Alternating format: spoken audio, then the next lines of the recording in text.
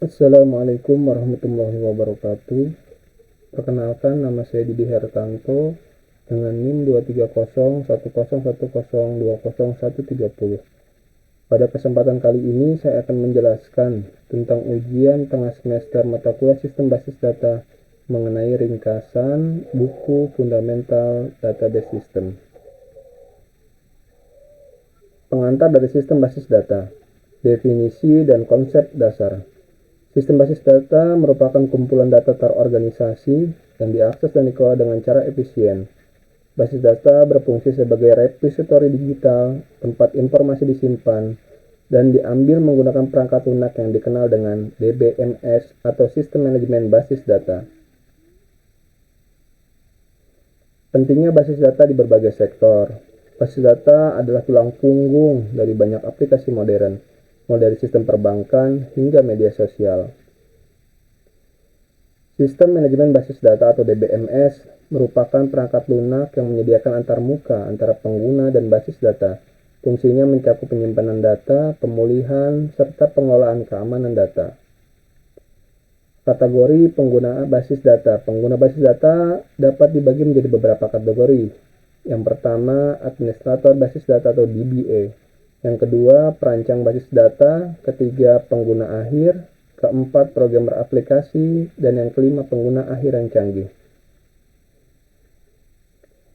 Selanjutnya, konsep dan arsitektur sistem basis data.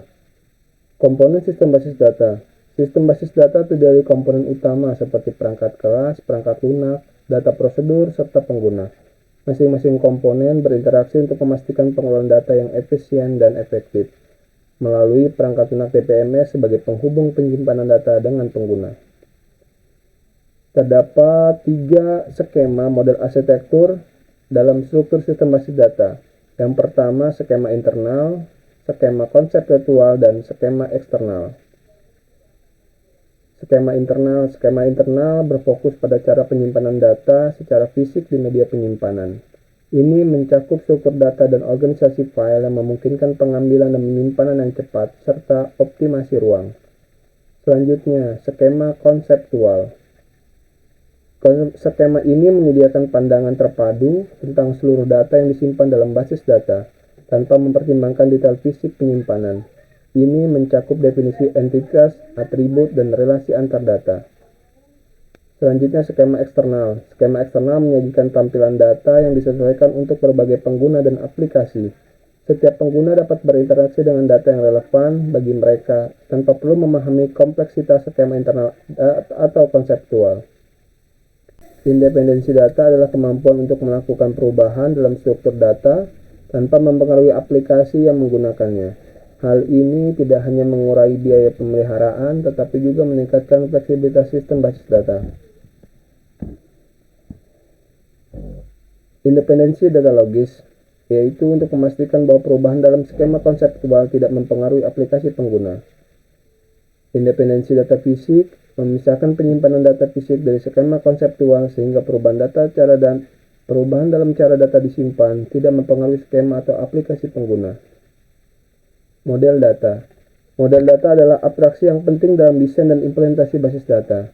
Beberapa model data yang umum digunakan adalah model hierarkis, model jaringan, model relasional. Lanjut ke model hubungan entitas atau IR.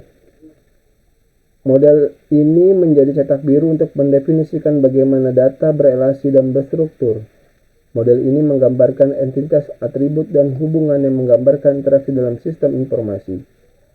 Beberapa komponen dalam model IR diantaranya entitas, atribut, dan hubungan. Entitas merupakan objek atau konsep utama dalam sistem basis data yang perlu dikelola. Setiap entitas harus dapat diidentifikasi secara unik, seperti mahasiswa atau mata kuliah dalam konteks universitas. Selanjutnya, atribut merupakan karakteristik atau properti yang memberikan konteks lebih dalam mengenai entitas. Contoh atribut dapat mencakup nama, alamat, atau nomor telepon, dan dapat memiliki jenis sederhana atau komposit. Hubungan dalam model IR menunjukkan bagaimana entitas saling terhubung. Hubungan ini penting untuk menggambarkan interaksi antar objek dalam sistem informasi yang kompleks. Tipe hubungan. Model IR menggambarkan berbagai tipe hubungan. Yang pertama, 1 ke 1. Dalam hubungan 1 ke 1, setiap entitas A berhubungan dengan tepat satu entitas B. Contohnya adalah seorang mahasiswa dan kartu identitas mereka, di mana satu mahasiswa memiliki satu kartu identitas. 1 ke banyak. Hubungan ini menggambarkan bahwa satu entitas A dapat berhubungan dengan banyak entitas B, tetapi setiap entitas B hanya berhubungan dengan satu entitas A. Sebagai contoh, satu jurusan dapat menawarkan banyak mata kuliah. Banyak ke banyak. Dalam hubungan banyak ke banyak, entitas A dapat berhubungan dengan banyak entitas B. Contohnya, seorang mahasiswa dapat mengambil banyak mata kuliah, dan setiap mata kuliah dapat diambil oleh banyak mahasiswa. Selanjutnya, diagram IR visualisasi merupakan representasi visual dari hubungan antara entitas, atribut, dan tipe hubungan.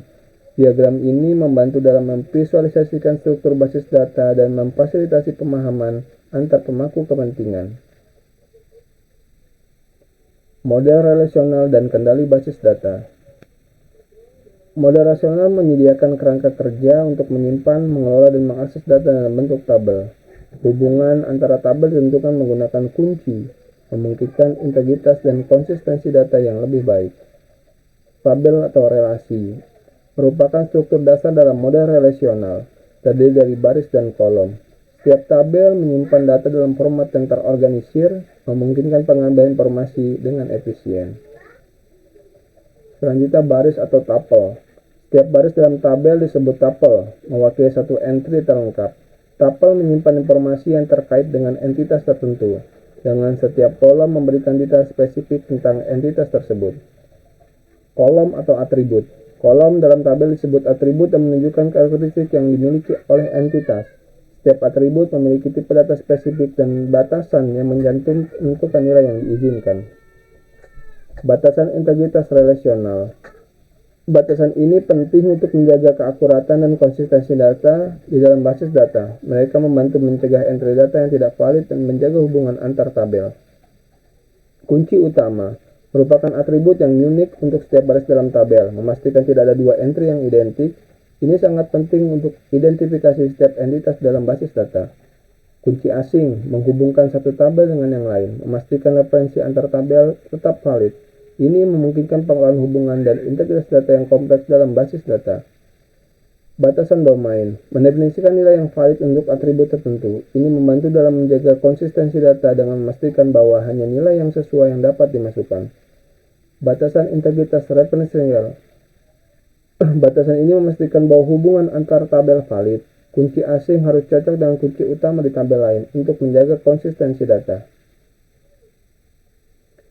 Yang terakhir, proses desain basis data. Langkah-langkah untuk membuat diagram IR dimulai dengan identifikasi entitas yang relevan. Selanjutnya, atribut ditentukan untuk setiap entitas, diikuti dengan identifikasi hubungan antar entitas, dan menambahkan batasan kardinalitas yang diperlukan untuk menjaga konsistensi dan keakuratan model data. Model data alternatif, seperti model hierarkis dan model jaringan, menawarkan pendekatan berbeda dalam menyusun data.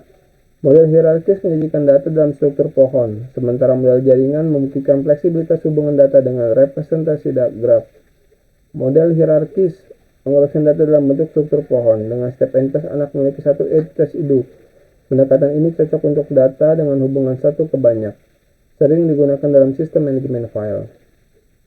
Selanjutnya, model jaringan memungkinkan hubungan yang lebih kompleks antara data di mana satu entitas dapat terhubung dengan banyak entitas lainnya.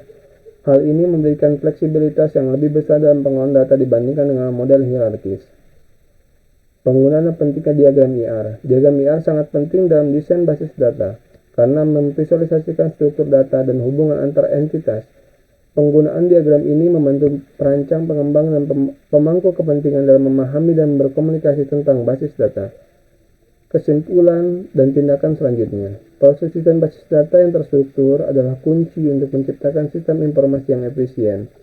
Tindakan selanjutnya mencakup pengujian, implementasi, dan pemeliharaan sistem basis data yang dikembangkan, memastikan kinerja optimal dan integritas data. Terima kasih, mungkin itu yang dapat saya sampaikan, kurang lebihnya saya minta maaf. Wabillahi taufiq wal hidayah. Wassalamualaikum warahmatullahi wabarakatuh.